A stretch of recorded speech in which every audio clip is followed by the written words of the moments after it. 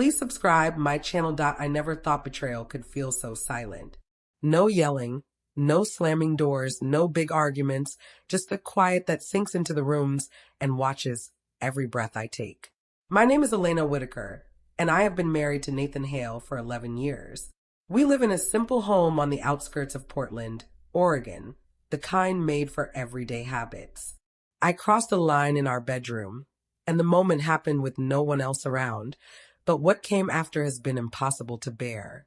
Nathan stopped talking to me. Not in anger, not with cruelty. He just pulled away, and that emptiness has been louder than any words of blame. I count every second of being alone. Our marriage was never exciting or showy, but it was reliable. Nathan is an architect, careful and exact, the kind of man who thinks quiet should mean comfort. I work in medical office management, handling appointments and lists. Everything in order. We shared meals, walks on weekends, and the gentle routine of sleeping side by side. The growing distance didn't start with my mistake. It began sooner without us noticing, like moisture hidden under the floor. We talked less, touched less, and let our connection fade without adding anything new. I told myself this was just normal life as adults, not a red flag. That idea felt reasonable at the time, even reassuring, but looking back, it was completely wrong, and I was the only one who believed it. The night I crossed the line wasn't wild or impulsive. It was small, private, and foolish. A co-worker, a drink after work, a talk that got too personal. Nothing extreme, nothing like a movie, just a choice made when I was tired, in our own bed while Nathan was away on a job site visit. The guilt hit me right away, strong and clear. I stopped it before it could get worse. I thought telling the truth would hurt, but heal us. I was wrong about that too. I practiced what to say over and over, hoping honesty could fix what I had broken in our life together. When I told Nathan, I braced for anger. I expected questions, blame, maybe new rules. He listened without cutting in, eyes calm, face tight. He nodded once, like noting a detail on a plan. Then he said nothing.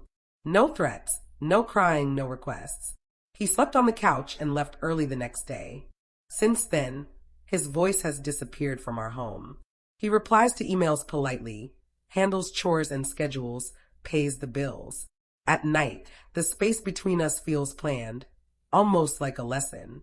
It's a punishment without drama, making me face results I can't talk my way out of or twist into something easier to live with. Quiet leaves room for guessing. I fill it with fear. Nathan doesn't yell because yelling would give me a chance to answer back. He doesn't ask questions because answers might lead to forgiveness too soon. His silence is precise, a mirror I can't turn away from. I wake up early, make coffee, and hear only the pot bubbling. I start to speak, then stop. The house seems to keep track of everything. When friends ask how we're doing, I lie easily. Shame likes things to look neat on the outside. Inside, I'm falling apart, stretched thin by minutes that drag on forever. I think about responsibility all the time, wondering if being sorry really counts when trust is already gone from decisions I can't take back.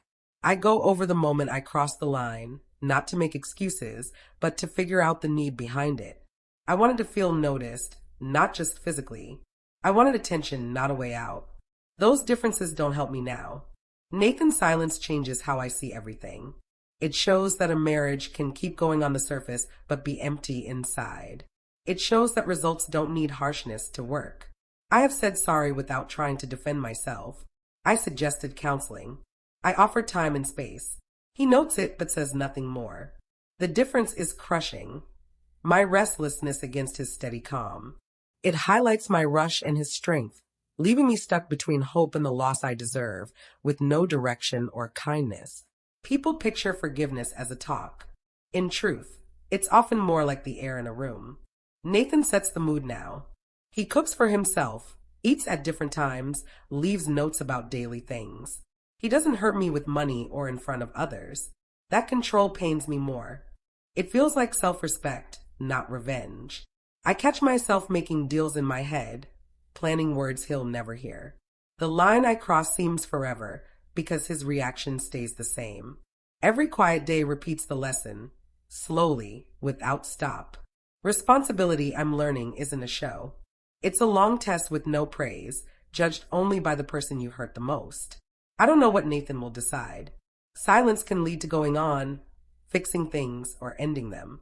I live in that unknown, trying to act like someone who deserves another chance, if there is one. I stop explaining myself. I stop talking about my hurt. I work on being steady, open, and patient. I leave my phone open, my plans shared. These steps feel tiny, even silly, but they're what I can offer. His quiet makes me face who I really am when results come without drama. I'm learning to be humble, though late, and accepting that being sorry doesn't guarantee quick comfort or reunion. Some nights I picture him packing and leaving without a sound, the way he moves now. Other nights I imagine him staying, but still silent, a different kind of gone. Both scare me. I crossed the line thinking the harm could stay small. I was wrong. Harm grows through tone and timing, through what isn't said or given. Nathan's silence isn't mean. It's honest. It shows me what I put at risk and what I might lose. Love doesn't need loudness to make its point. I face that truth every day, hoping that owning my actions might one day open a path forward without wiping away the hurt I caused. If he speaks again, I will listen carefully. If he goes, I will let him. Silence has shown me the price of crossing lines better than anger ever could. I'm not looking for pity. I'm recording what happens next. I crossed a line in our bedroom, and the result isn't noise, it's distance. Nathan's quiet has changed me, taken away my reasons to hide.